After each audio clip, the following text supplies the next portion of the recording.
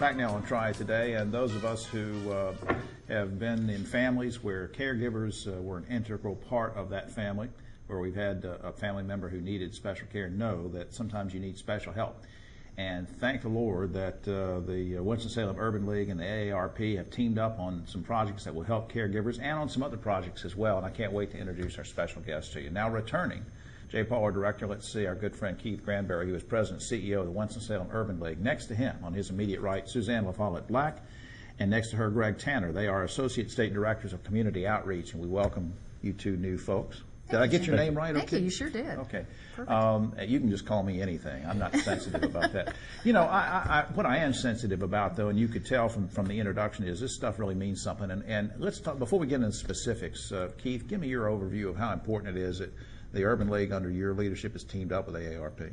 Well, AARP is one of the most important organizations in this entire country, with members totaling in the millions. And they've partnered with the Urban League in our senior program, which is the largest senior subsidized program in the state and third largest in the country, and has provided us with many services.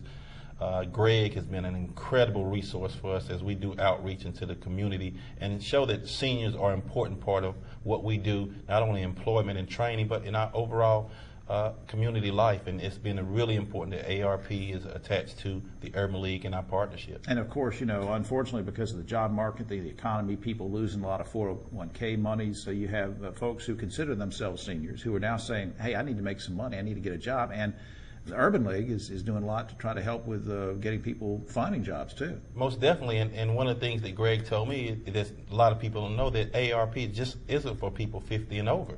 I mean, a lot of people believe that AARP, you can get an AARP membership and get discounts and throughout this entire country. And one of the things Greg said is he has an AARP card and a AAA card, and there's so many different advantages to being a member of AARP, and I'm going to go get my AARP card really soon. I've already got mine. We won't go into that. But Greg, you've already been talking about so much. Greg, we're going to cut you out of this, so you can just go on home. But you know, I want to hear from either you or Suzanne on this. It doesn't matter. Let's talk about this caregiver thing. What are you guys and gals doing with AARP that can help caregivers? Who wants to go with that first? Well, Jim, what we're doing with caregiving is that right now there's about 15.9 billion caregivers in the United States and throughout the world, and they're really having a lot of responsibility of taking care of a loved one. It might be long distance, or it might be in the home, or it might be somebody in a facility, but they do have that responsibility. And what we found here with AARP, there are a lot of folks in the sandwich generation, I can speak for Greg and myself, we're both in that, in which we have children and parents that we're taking care of. Right. And a lot of folks are in that realm. But AARP's been very blessed to have some programs to help caregivers. We have two educational programs. One is called Powerful Tools for Caregivers, and the other is Prepare to Care, and to really plan ahead before you have a crisis. And so these two programs really give the tools that folks need to take care of someone that they love, and also take care of themselves. Yeah, and you have some publications on that too. If you would just pass those over, I'm going to look at those as I'm talking to Greg about this. Now, what about financial security in general? What are you guys doing at AARP to address that, Greg? Well, Jim, it's interesting that you and Keith started the conversation out about individuals trying to find employment and the whole economic season that we're all experiencing right now. As far as consumer protection goes and financial security, AARP is partnered with the Attorney General's Office, with the Secretary of State, the Department of Insurance, the Better Business Bureau, and other advocates to reach out to the local community and individuals.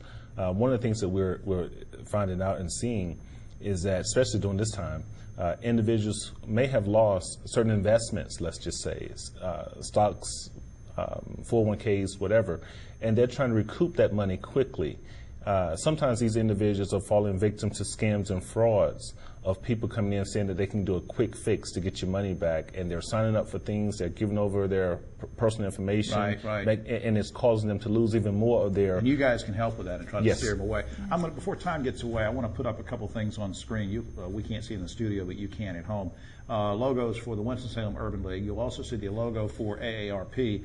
Is there an AARP website? Because I'm seeing these publications, Prepare to Care and Family Caregiving in North Carolina. They're great publications.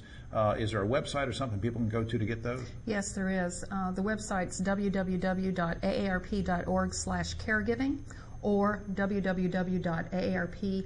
cargive.org/NC, which stands for North Carolina. Well, boy, time has flown. I want to get you guys back. Will you bring them back with you, Keith, sometime? I definitely will bring them back. We want to get them back so that they can talk about all of the great services that they provide, because We'll it's do it. a wonderful group.